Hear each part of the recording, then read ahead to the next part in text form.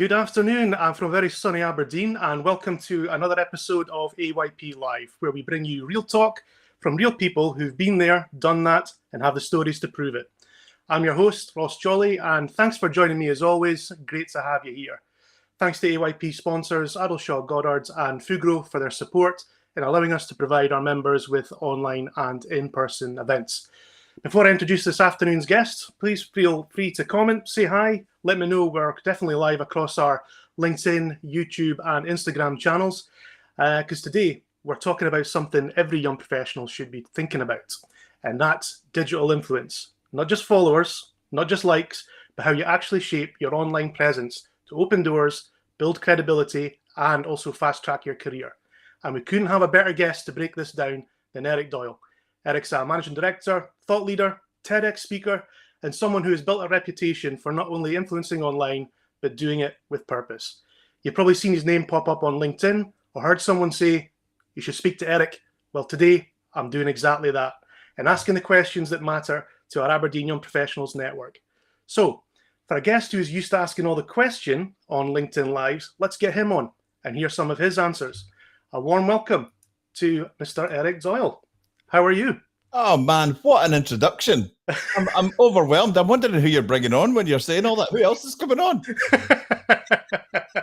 Well, the brown envelope helped. Thanks very much, Eric. Thank you. and first off, before we get into it, thank you so much for the invitation. I absolutely loved watching Danny and Andy from Men in Mind, your first AYP Live, and was blown away. I know a bit about the work they do because of Martin Hickens' TED Talk, where he kind of speaks about what they do at Men in Mind. So I don't know how we're going to follow that, but we'll try. We'll try our very best. Well, Eric, I'm keen just to kind of probably start, with your own kind of journey. You've worked in leadership roles across multiple sectors. So what role has your digital presence played in accelerating your own career path? Well, what a brilliant question. After 25 years in mainly the energy sector, I had no clue about digital when I was, in the roles that I was in. And it came about. I'll maybe expand on it a wee bit later, but that it was something that happened round about sort of 2018 that started a fascination for how digital was encouraging and influencing what we were doing in our commercial worlds. So we set up Crux in 2018. Fully focused on giving professionals all the tools they need to find what it is that they want from their new digital commercial worlds. And that realization, there was a time in my life where I wasn't digitally minded, and the first domino fell for me around about December 2018. And now I realize that digital is everything for us, and it's becoming everything for every company and individual that gets trained and sets up digital camp. And now full immersion. So as well as running Crux, our training, consultancy, coaching services, we've now immersed fully in setting up a digital startup, which is lovely. So we are developing software, apps, platforms for the commercial world. Social media, AI, blockchain, Web3, all have become an absolute fascination. And I've probably got a wee bit of hyper focus, so I've gone in deep. Because we obviously touched on the TEDx talks there. I mean, for those that haven't come across your TEDx talk yet, Eric, I mean, I was lucky. I was actually seeing it live. Brilliant. And I'm not just saying that because you're the guest on here. I think by far was, for me, the best one. Can you give us a flavour of what it was about and what motivated you to take the stage? Well, first off, that's lovely to hear that. And, occasionally, even still, 2 years later, people will come up and tap you in the shoulder and say, I saw your TED Talk. TED has got massive legs. It's almost like people ignore the date. If they see your TED Talk, they just want to come up and share a story with you, which is an amazing thing. So if you can ever have the chance to give a TED Talk in your life, I would say absolutely throw your hat in the ring, because it's wonderful. So it's wonderful what it does. If you get it right, and I hope I did, it really gets into the hearts and minds of people, and it's got long legs. So my story at its foundation is a story that's actually about strategy, planning, and community, but it's wrapped in a story that starts in a deeply sad place. It's a journey through loss, adventure, being lost. Hi, Derek. Sorry, I'm not the host. I'm not allowed to say hello to you. It's roles reversal for you, Eric, today, Well, remember? So it's a journey through loss, adventure, being lost, finding a mission, abject failure during that mission, a bit of a reset, focus, and go again. And eventually, well, I won't spoil it for anyone who hasn't seen it, but eventually something happens. And sharing that story was an amazing thing to do, an amazing honor to do. Yeah, and I think people that are watching this just now, please look it up on YouTube. Again, I won't spoil it either, but there's a real, I would say, a touching moment when there's somebody in the crowd that Eric kind of refers to as well, which is fantastic. So, I mean, looking back, Eric, was there a particular moment when you realised, okay, this online stuff, it's powerful? Wednesday the 12th, 2018 at 12:08. I'll remember it forever. It was the time when the first domino fell for me as an analog professional.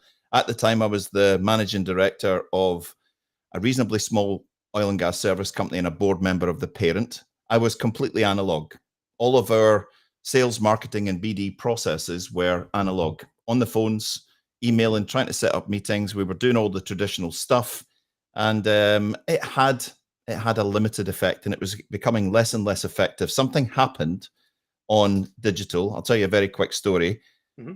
Prior to that date, now remember that was Wednesday the 12th of December 2018. I set up a LinkedIn account the week that Reid Hoffman launched it from his bedroom in New York, right before Microsoft were involved, when it was just a little tech startup. But I thought this will be interesting, and I'm an early adopter in life, so I jumped in and set up an account. From 2003 to 2018, I'd never produced any content. I had a very small network of people. I used to use digital channels, LinkedIn mainly, to spy on the competition, to see if we could poach someone to come and work with us, and just to keep an eye on what was going on. I'd never commented. I'd never produced content.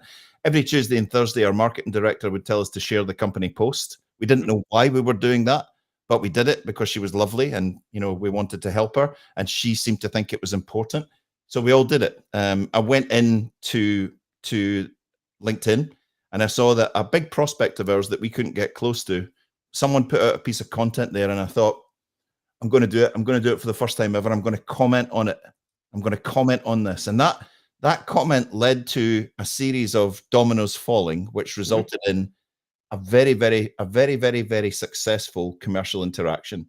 And that started me thinking. So I am a technical, business-minded professional who, at this moment in time, if you'd asked me prior to 2018, December 2018, social media, I would have said, well, it's for kids on TikTok and stuff. It's for barbecue pictures on Facebook. It's for saying I'm on holiday in Spain and stuff like that, and it's. I realized at that point that there was something more in this, more in this, and how can two professionals come together on a digital platform, create a little spark, get to know each other, which leads to company-changing commercial interaction. How do we do more of that? And how do we put it into our strategy? So that was the moment when I started investing and learning. Because that probably kind of just opens up this nice question I've received via email here, which is, what's the biggest misconception you feel that young professionals have about building digital influence? Because I think there's a lot of fear from young people. What do I post? What do I not post? What kind of assistance would you provide with that kind of question, Eric? I think it's a great question, and it's one that we hear a lot. So my company, Crux, we work with PLCs, SMEs, startups across sectors. We train and coach everyone in what we call digital B2B influence. Digital B2B influence. How do you become the leading technical and commercial digital influencer in your sector? And we come across every type of persona. We've trained hundreds of people. We come across young people, older people. We come across, and there's no direct correlation. We've worked with older people who are very social media savvy. We've worked with younger people who are not. The misconception is that younger people are sort of cooler with this. So we meet people where they are. We meet them where they are, and we work out that what you're trying to achieve, and we build a framework for you to help you achieve that. The misconception we often find with young professionals is that this is for other people. Yeah. These people who are confident and have all the tools and all the charisma and all of that. The fact is, the digital twin of your sector is waiting for you. These platforms were designed.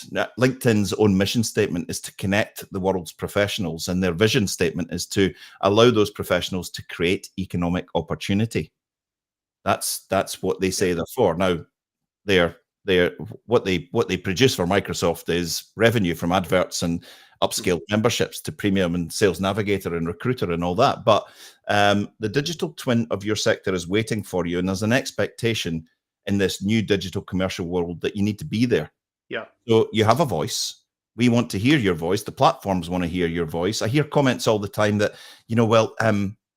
those people are really good at it because they're confident. Confidence comes with learning, practice, review, more practice, more practice. Did I say practice? Practice, practice, practice, and experience. And saying, I'm just going to build up it's like public speaking. It's like all of this stuff when people say, I'm going to build up my confidence first. You can't. You can't. You can only build up your confidence with practice, with trial, with review, with resetting, and commitment. That's how you build confidence, by doing. And having a structure and a framework and doing it is important. Realizing that the world won't spin off its axis and no one's going to die. A bus isn't going to career into your building and smash into it when you put out a piece of content. In fact, when you do get your content right and it starts to harmonize with the kind of people you're trying to attract, it's highly likely those people are going to respond well to it. Because it's a good point. I mean, I think as well that we've got a good question here about whether or not digital influence is something everyone should aim for, or do you think it's just those who want to be seen as thought leaders? Because I know that's been something that when I discuss that with like younger members in my team, sometimes if they've got like a fear factor of putting anything out. But I mean, everyone's got an opinion, everyone's got something they can say. So, what would be your thought on that? So, if you need something in life, whether you're younger, more established, it doesn't matter. If you need something, the digital commercial world is now so compelling and so overarching and everything. If you need investors, if you need backers, new hires, new partners, new prospects, new clients, there is really no option these days. The digital transformation of our commercial worlds is now so huge and overriding that there is really no option to do it. The truth is out there. Even the big consultancies, you can pick McKinsey, Forrester, Gartner, are telling us that around about 85% of buyer-seller interactions in the B2B space they're going to originate in a digital channel by the end of 2026. Now think about that. 85% of all buyer-seller interactions are going to originate. Now clearly there's going to be Zoom calls or meetings in person. There's going to be technical sales, proposals, tenders, all of that. But the origin point for connection, for that little spark, that little commercial interaction spark, 85% of those are going to occur in the B2B world in digital channels. So we can't overlook that. So it's business critical now, and becoming known, becoming understood, and becoming a recognizable voice in your digital channels. It has to be high priority for everyone. And again, that just follows in nicely to one of the questions that we got through email was, if you were starting out again as a young professional, I was still classed as a young lads, Eric, in today's world, what would you be posting online, and what would you definitely avoid? Me? I think, yeah. So first off, if I could go back in time and get in earlier, I would make sure that my profiles and all the platforms that are relevant to me are in terrific shape. Now, there's an art and a science to that. We want to invest time, effort, and maybe even, not a huge amount, but a little bit of money to make sure our profiles are fantastic, not broken, not empty, not amateur hour, not shabby. And I would sit down. So if this is a young me, I would sit down. If this is older me speaking to younger me, I would sit down and I'd write 3 headings: my industry, my company, my solution, whatever it might be, and me. And from each one of those 3 headings, I would write 5 things that are interesting, insightful, and that could start a conversation. So we end up with 15 subject areas. So now I've made 15 routes for content. That's a great start. Yeah. So every week I would make a start date. I would practice writing my content. And every week I would put out 3 pieces of content in that format every single week for at least 6 months. The industry commentary shows that you know your stuff and that you're willing to add commentary to the kind of industry that you're in. if there's a news article that's come out about what's happening in your industry, give us some commentary on it, right? So that's your Monday piece of content. Your midweek is about your company or your solution, not salesy, not buy our stuff. Here's a brochure, blah, blah, blah. Give us insight how you're addressing the issues that you mentioned in your Monday piece of content in a lovely, elegant way. And then on Friday, for instance, give us a little insight to you as a person, your interests, what you read, how you educate yourself, introduce us to one of your colleagues, what you love, what you don't love, what keeps you sane out of work, and then start again on Monday. 3 times a week. The gaps in between Tuesday, Thursday, and the weekend, we can use those gaps for what we call promotional content, which has a much lesser value in terms of B2B influence. But we're at a thing, we've done a thing. You can fill those gaps, but as long as you make that core set of 3 bits of content, industry commentary, give us a bit of insight into how you're addressing those industry issues with your company solution, with your team, and then a wee bit of insight about me. Repeat, repeat, repeat. You will start to train algorithms. You will start to alert your network to what your core is all about, and you will start to train the internet. Too many people are stuck in the promotion loop. We're at a thing, we're doing a thing. We're at a thing, we're doing a thing. B2B content can fall into 3 main groups: promotion, value, or influence. Value is where you're giving something helpful to your network. Something helpful, that's the middle piece. Influence is when you have people coming towards you because of that. Hi, Ross, I saw your thing. It really interested me. I think that could help us. Can you come and have a meeting with us at our company? And the promotional stuff is just, sort of like, we're at a thing, we're doing a thing, we're active. But there's very little real massive value in that. It's simply a statement. We're at a thing, and we were delighted to receive a thing. I would avoid getting stuck. You asked me what I would avoid, getting stuck in that promotion loop. My old rugby coach used to tell me when I was a kid, he used to give me a hard time because I was never a very good rugby player. I was a second row and I was quite rubbish. And he used to shout, "Doyle, don't shovel." I'm not going to say what he said, but I'm going to say the word rubbish. Doyle, don't shovel. Talking about just big mid-air passes. I never turned my head to see who was there, and I'm just shoveling stuff out there. That correlates beautifully with what I'm talking about. Before you hit publish, and I'm talking to my young self, or post anything, ask yourself, where is the value for the reader? Your network will get a feel for that core value. You'll train the platform, train the algorithms, and you'll be training the internet. And I would ask my young self to do that for 6 months and then do a review. Because I'm sure that the next question I was going to ask you is something probably a lot of your clients ask you. And with the rise of AI and things like that, I know that when I've worked with a company, that the main problem being is the authenticity over being professional. So how can someone balance that, being authentic and professional at the same time? Well, I'm going to be very honest with you, Ross. For me, authenticity and professionalism have been linked at the hip throughout my career. And actually, if you were to describe my description, ask me to give my description for professionalism, it would include being absolutely authentic. Absolutely authentic. I think the before the internet, professional, if you were to ask someone what professional meant, they'd probably say suit and tie. They'd probably say, very corporate, very stiff, and very sort of homogenized, generic kind of talk. The word, with the advent of the internet and social media coming in now, I think the rules have changed on professionalism. I think we can define our version of professionalism. Now, clearly, adding technical and commercial value, giving industry commentary, and giving us a bit of insight into your world, your life, and all of that. We're not gonna be putting, unless you want to, unless what you want to do is put out your content about religion or politics or anything like that. So can you be authentic in those influence, value, and me zones? Of course you can. And what we're finding now is when you take the corporate coat hanger out of the suit jackets, loosen the tie a little bit, and just be conversational. Just tell us a story. Derek Thompson tells his cohorts all the time. He uses a lovely little hook. Make me care. Make me care. Good advice. It's huge advice, right? Brilliant. Make me care. So now, as modern professionals, as modern humans, we're caring more about people. We're caring more about people. So often, I used to get a lot of this back in the day. Yeah, but you're asking us to put out a piece of content towards the weekend about what we're up to that weekend and what we're doing with the family. Networking.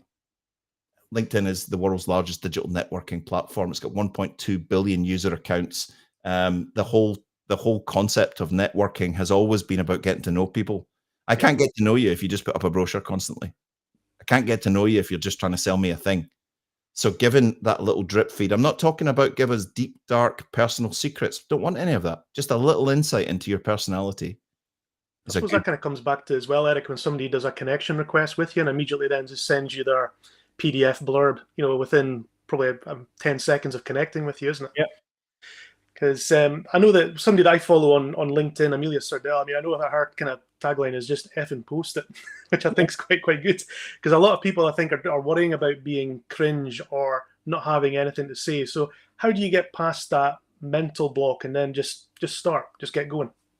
I think the mental block comes from people, yeah, you're absolutely right, not knowing where to start. But if you have a framework, use that little initial content plan to get going. Mm-hmm. If you worry about being cringe, don't be cringe. Mm-hmm. Don't be cringe. Part of your authenticity is the fact that you're probably not cringy in real life. So why would you be cringy on social media? Yeah. Write your content the way you would speak to us in a cafe. 9 times out of 10, I'll meet people who are like, oh, I just don't know what to post. And okay, I'll say, okay, if we took the fear away, what would you post about? And they'll say something absolutely brilliant. And that what you just said there, that last 1 minute and a half of what you just said, if you wrote that down, added on some hashtags and an image, is a fantastic piece of content. People have it in them. But there's this barrier. If you've never created content before, at all, if you've never put out a piece of content and you've lived your whole life reposting someone else's stuff, write a little introduction to yourself. The brilliant speaking coach Vin Jiang says, if your value is 10 up here and your communication skills are 3, you're only ever going to be known as a 3. And that completely works for social media. You could be the best degree holding, multiple degrees, best trained, best experienced in your sector. In this commercial world, if you are a 2 or 3, it's all what you're going to be known for. Think bigger.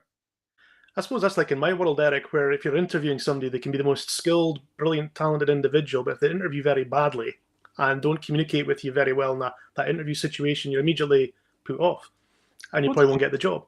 This all ties together, right? Yeah. This all ties together. The biggest experienced, most qualified person, if they come off terrible in the interview, it's like, So why would we come off poorly on social media? Why would we come off poorly when we're giving a talk or a speech? All of these things are tied in.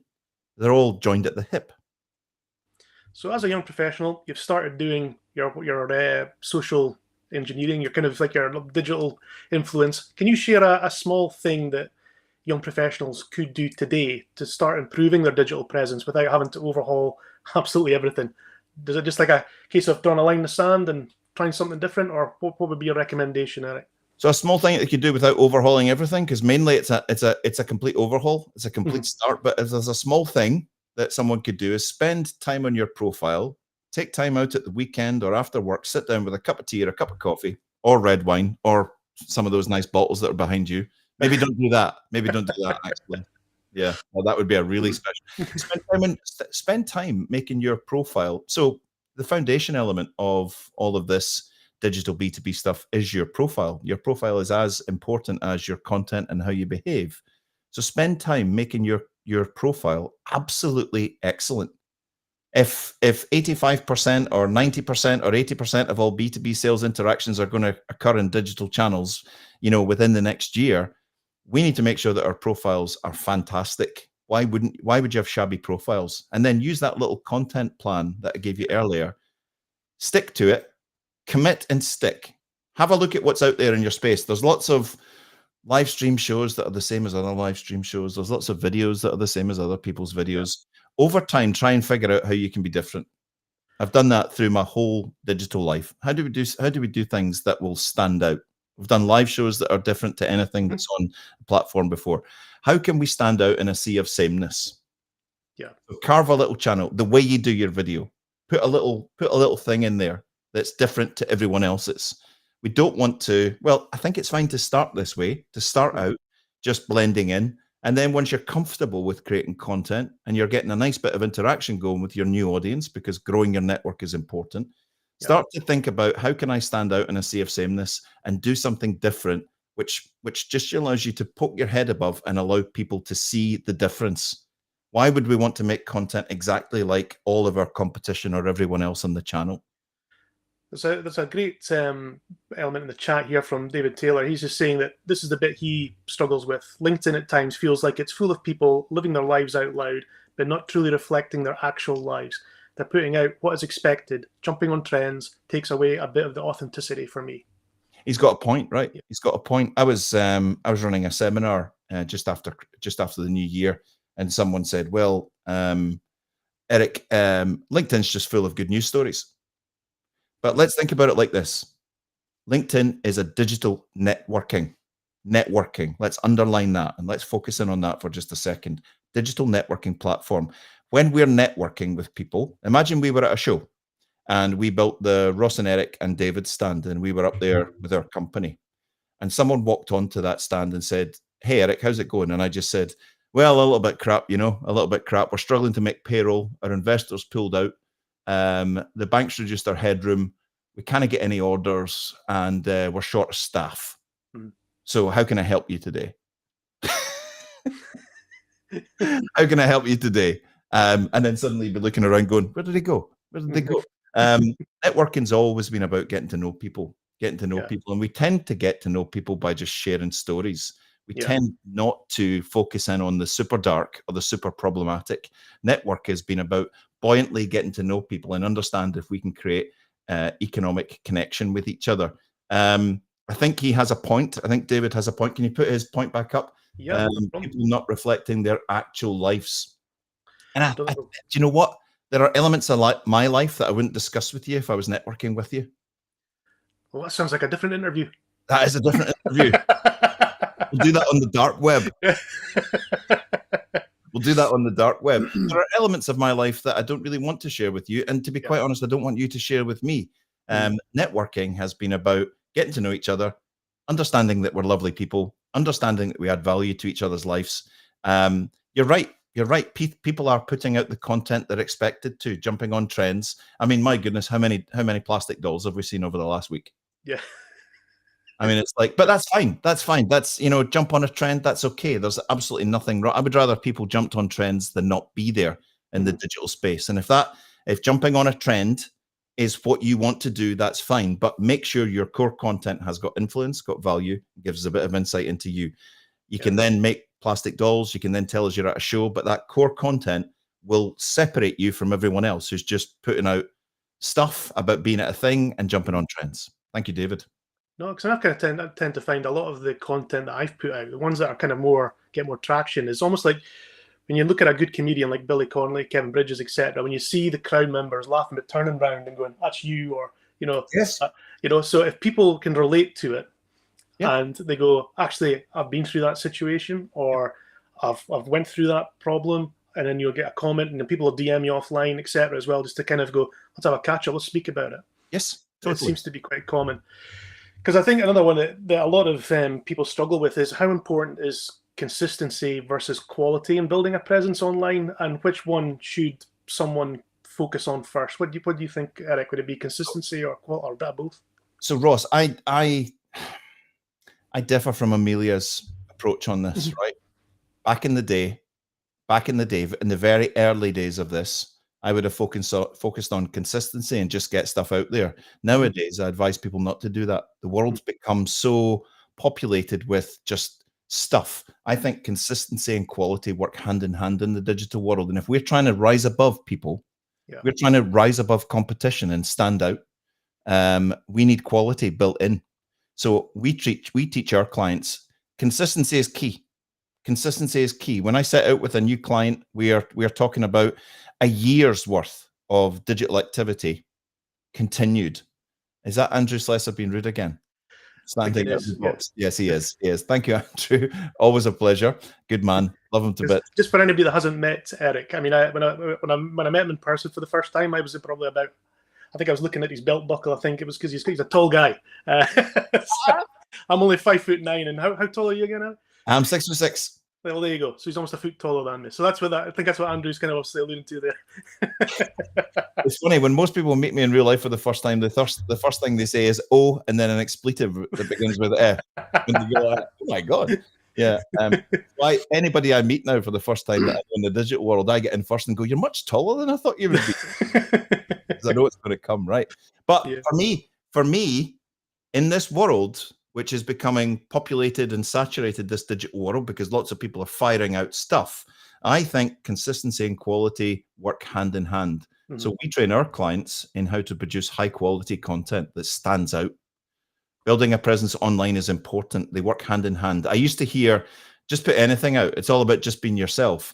If having been standing in front of a room or online with a team of nervous people about digital media, telling people to just be themselves and put stuff out there is as useful as throwing a set of Ferrari car keys at someone who's never driven a car before and saying, just be yourself, you'll be fine. You'll be fine. It's not helpful. So understanding how to work in quality in your content, if the whole thing is rising up out of a sea of vanilla sameness, quality is important. Quality is important. Consistency and quality work hand in hand, and refine your quality over time. Don't focus too much on impressions and engagement in the first instance. If you've got 400 followers and you've never produced content before, in 2 weeks after producing content, don't turn around and say, I'm really not getting the impressions and engagement that I thought I would be getting. We're here for the long haul, right? This digital thing's not going away.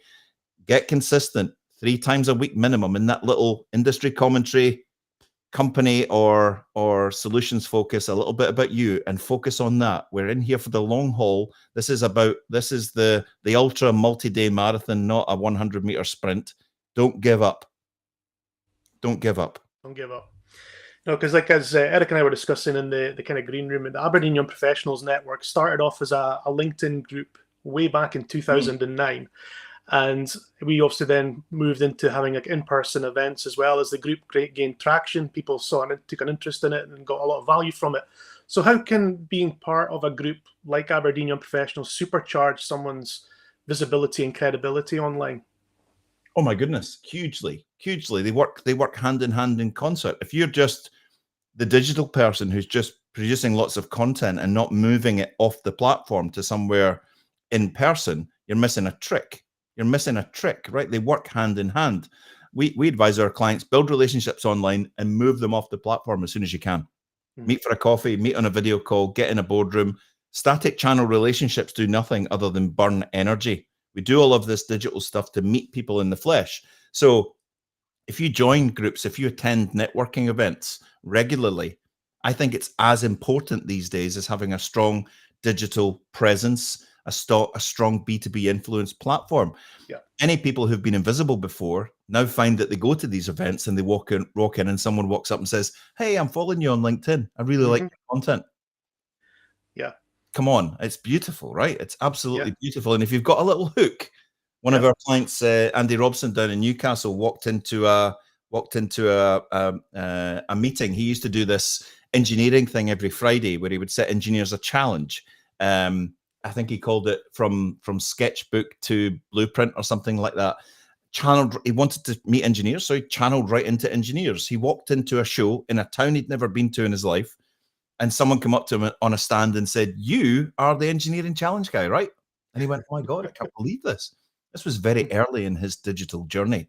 Yeah. People starting to know. And don't be worried about impressions and engagements from the start.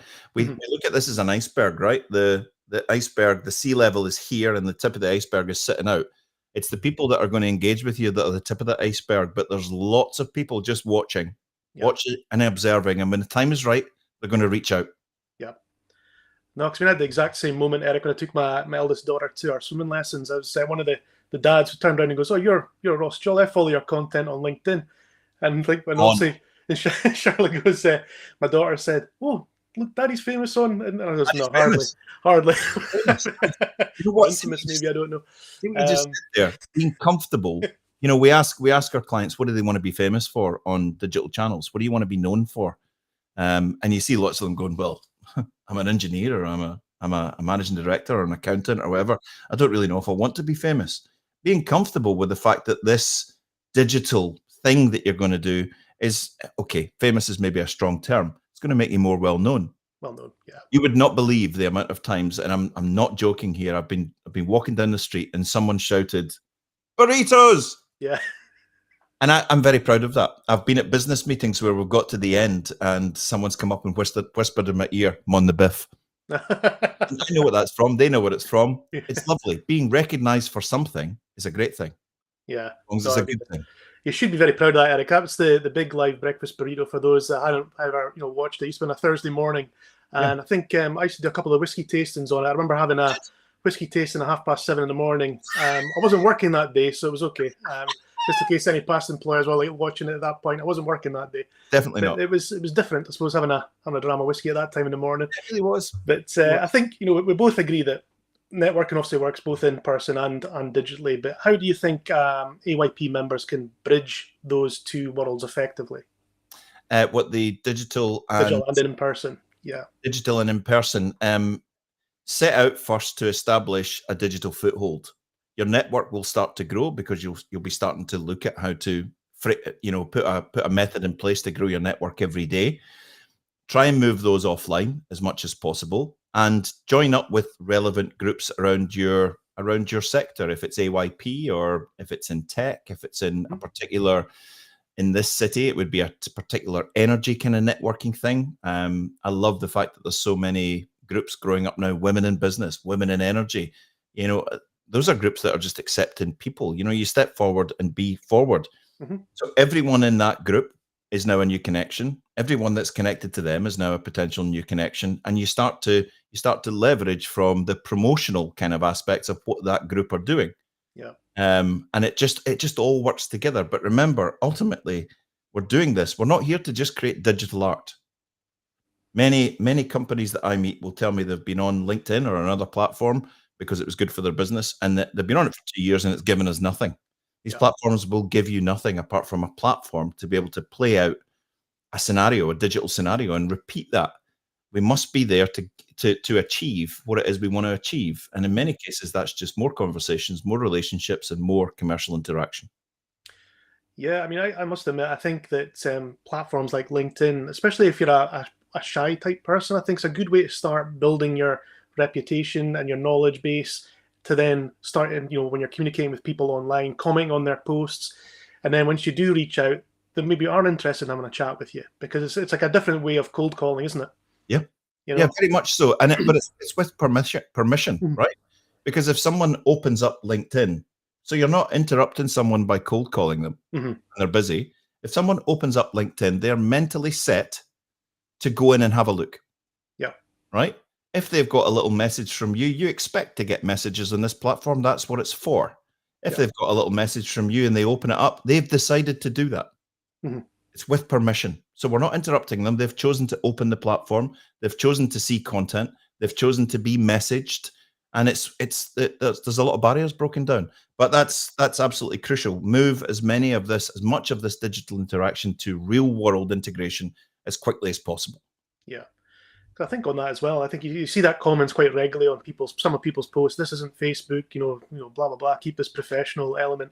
But I still think it's quite good to see what's like an individual's interests are out with their day job. Yep. Because you can also relate to it, because you might go, well, I'm interested in that as well. And that's how you can start building a little bit of rapport online. And then you take it offline. You go and meet with some certain people as well.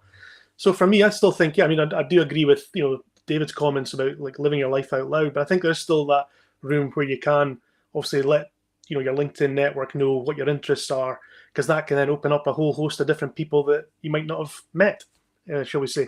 100%. You will find that when you finally get to the point where you're able to put out that little personality based the me content, and it's not cringy in any way. You're just talking about, I read this amazing book the other day and it really changed my life. There's a paragraph in there that I really recommend to people who are looking at this and blah, blah, blah. It really affected me. Or I've joined this group and it's nothing to do with my work and it's really helpful, whatever it might be, just giving a little insight to your personality and the kind of interests and what you do out of work, you will find that that will probably be your most engaged with piece of content that week. Why?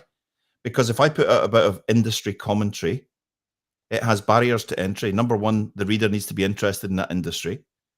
The reader needs to be interested in reading content about that industry and your commentary. So it filters down. When you put out that piece of content about your team, the kind of solutions that you're putting out there to address those industry issues, there's going to be barriers to entry, but they're going to be laser focused on the kind of people that want to interact with you. When you put out a piece of commentary on how you're struggling to parent your kids and work from home, there's no barriers to entry for that, because lots and lots of people are experiencing the same problems. If you're putting out a piece of content about the fact that you're on a train again for the 5th time this month, and it's a nightmare trying to get Wi-Fi connection and blah, blah, blah, blah, blah. Lots of people can interact with that. Lots of people can see themselves in it. Yeah. So like in your line of work, Eric, have you seen any kind of standout examples of young professionals in Aberdeen who've used digital platforms to really elevate themselves or their causes effectively? And what have they done that you think has made them stand out against the rest of the white noise on the platform, like LinkedIn? That's a great question. Young professionals that stand out to me. Young professionals. One off the top of my head is Katie Forbes at Autistic Flair. I think what Katie is doing in that whole world, I mean, there's a young Aberdonian professional who's doing amazing work in the autism awareness and training space, helping autistic people in work, and also helping employers who employ autistic people to be able to create an environment that supports them and supports themselves. I mean, Katie's got, she'll kick me in the leg for this, but she's got over 200,000 followers on Instagram, and she's now moving into LinkedIn because she's now dealing with corporates, and she's playing out a whole series of content now about what it's like to be autistic in the workplace and how you can help to enrich that environment. I think what she's doing is great. Hats off to Katie. Katie, excuse me if I get the name wrong, Katie Watson from the Chamber. You know Katie? I did a thing last year at JCI, and she wrote me a lovely letter afterwards, a lovely note, a lovely email saying that's given me the confidence now to go ahead and do my thing. I think what that young professional is doing now, I mean, now from a standing start, producing regular content, it's given us a bit of insight, a bit of personality. She's on podcasts. She's just stepped forward. And one to watch, Katie Watson from the Chamber. There's a bunch. Jasmine Corbett on nutrition. Fantastic. I mean, my goodness me. Dr. Aileen Alexander on women's health. I even love, it's way away from the sort of B2B side, but I just love when people find a little niche. Do you know Alex White? Alex White is a marketing director at Mission 10. Okay. And I was absolutely thrilled. If she's watching this, she will die with cringing. But Alex has decided she's interested in fashion. Right. So she's decided to set out on a course of fashion advice and sort of fashion influence on TikTok. Her network's growing massively, and she's producing amazing videos that are obviously something about what she loves. So she's digging deep on it and putting out a couple of videos a week on TikTok. It's blowing up. I love that. Edward Pollock on tech startups. A young Aberdeen professional is obsessed with tech startups. The advice he gives out, I love all of that. And that's just to name what 1, 2, 3, 4, 5-ish that catch my eye, because I think they're just, it's obvious when you think of Jasmine Corbett, you think nutrition. When you think of Aileen Alexander, women's health. When you think of Katie, autism support and help. Katie Watson is growing her thing about community and networks and all of that at the Chamber. Ed on tech startups. We know what their core content and their core value is, and I love that. So what would be your kind of, excuse me, call to action for any likes of AYP member who's feeling stuck or invisible online? We've obviously mentioned some really good names there as well. What are they doing differently that you think that could help a member who is trying to put out a lot of content, trying to make a name for themselves, but they're feeling stuck, they don't know where to go next? Well, first off, my offer to anyone at AYP is if you're struggling, get in touch with me and I'll help you. I'll help you. I'd rather see people get into this than just sit on the sidelines for year after year after year going, I'm definitely going to start in April.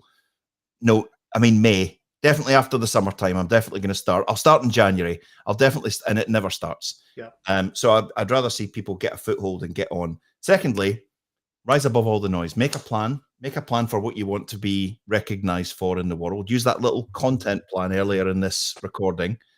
industry commentary to get started, some beautiful, insightful insight into your company, your project, your startup, your team, whatever it might be, and then that little look into what you are 3 times a week. Do that for 6 months. Do that for 6 months. Mm-hmm. Remember, we are all doing this for some kind of result, but the result won't just fall at your feet. Mm-hmm. Connect with people, have conversation, test, review, reset, start again. Don't be frightened of completely changing direction. So if you're an AYP member watching this, and you've not really started your journey yet in building your digital influence, what would be your advice to them? Just get going. Just start. No, definitely not. Definitely not. That whole chuck the keys of Ferrari at someone who's never driven a car. So just get going. I think doesn't really help people. Mm-hmm. Take a breath. Have a look at your sector that you're in. Sit down and make a plan. Mm-hmm. We realize this is important. All of the data is there, and the world is moving to digital channels. We realize the importance. So have an important response to this that's equal to and even greater than the growing importance, right? Get everything in place roughly. Doesn't need to take months, can take a week. You can sit down and say, this week I'm going to make my plan. Start out with that little, get your profile looking fantastic, and then start to drip feed content out there in that little model. I try to avoid getting stuck in the promotion loop, because that just becomes, there's someone on a plane again. There's someone traveling the world again. Where's the value? Yeah. Focus on value, get it going, and stick the course. If it's getting quite sticky and it's not really working for you after a few months, figure out where that might be going wrong and change direction a little bit. Introduce a new thing. Introduce a live show.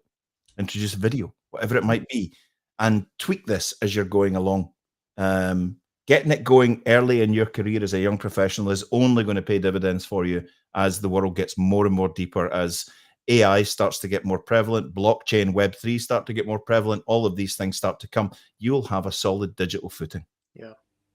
So we're just needing, obviously, the end of the live show, Eric. I mean, what's the best way to follow your content online, and how can people get in touch with you? So I'm Eric Doyle. I think it's FISP at the end, Fellow of the Institute of Sales Professionals at the end. I'm willing to connect with everyone and anyone to have a conversation about this. LinkedIn's probably the best place to find me. But you can, Crux is our website, www.consultcrux.com. Eric at Consult Crux is my email. You can email me. You can find me on TikTok, Instagram. You can find me on different places. Crux is the company name, but LinkedIn is where we meet professionals, where we help professionals, and that's probably the best way to get in touch with me. Brilliant. And I would thoroughly recommend, any of the members to do that, because the content that Eric's put out has got some real great nuggets of information. Oh, wow. Thank you. That as well. And one question I will be asking all the guests at the end, based on your own expertise and the topic that we're discussing, is what's one message that you'd like to leave our listeners with? Oh, crikey. Oh, crikey. You have a voice. You absolutely have a voice. Your network, whether you understand it right now or not, your network want to hear it. Your network do want to hear it. The platforms want to hear it. Get yourself ready and start and stick with it. Confidence comes from doing, and it comes from doing it over and over, listening, learning, and resetting.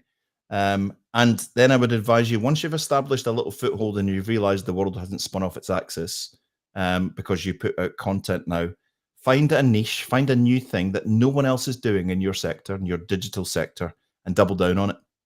Brilliant. Stick with it. Brilliant. Well, Eric, I think I can quite confidently say this has been packed with insight, I think, for our members, from your own TEDx stage to LinkedIn timelines. I think we've shown us that digital influence isn't just about ego; it's just about getting that impact as well. Yeah. And for our young professionals tuning in, I think the message that I've certainly got from it is very clear that your online presence, it's your CV, it's your elevator pitch, it's your personal brand, all rolled into one. So it's everything. And lots of people don't realize that actually it's waiting for them, and they're expected there to do that. So you have as much as, if there's someone with 150,000 followers on LinkedIn and 1 million followers on Instagram, they started with nothing. Yeah. They started with nothing, just like all of us, and they built it up. I think that's a lot of people forget as well, isn't it? Yeah, they started. Mr. Beast. Mr. Beast had 0 followers on YouTube at one point in his life. Mr. Beast had 0 followers. You know, Jake Paul had 0 followers. You know, it's these people started with an idea. They opened up a platform and went, I think I'm going to do this. I think I'm going to start to put out content. Brilliant. Ross Jolly had 0 followers at one point in his life. Yeah. You know what I mean? That's what we're talking about here. I've now got 3 or 4. No, thank you very much, Eric, for taking your time out today. You know, much obliged, and it's always a pleasure to speak to you and you know, get your insights into digital influence is brilliant. Thank you very much, Eric. Thank you. Really appreciate the opportunity, and thanks to everyone who jumped in. Thank you so much. Brilliant. Thanks, Eric. Thank you. Well, what can we say? Thanks for joining us today, and again to Eric Doyle from Consult Crux. Just want to put this on here. Thank you. So keep an eye out for the next AYP Live via our socials, and if you want to get involved or indeed nominate someone with an inspiring story, please get in touch. Drop us an email at info@aypgroup.co.uk. I'm also happy if you want to come in and join me as a guest interviewer as well. Give me a shout. Take care, and I'll see you at the next live event. And thanks for contributing and watching us live. Take care. Thanks for tuning in to Aberdeen Young Professionals. Don't forget to like, comment, and subscribe for more events. Want to join us in person? Visit www.aypgroup.co.uk to find out what's next. See you there.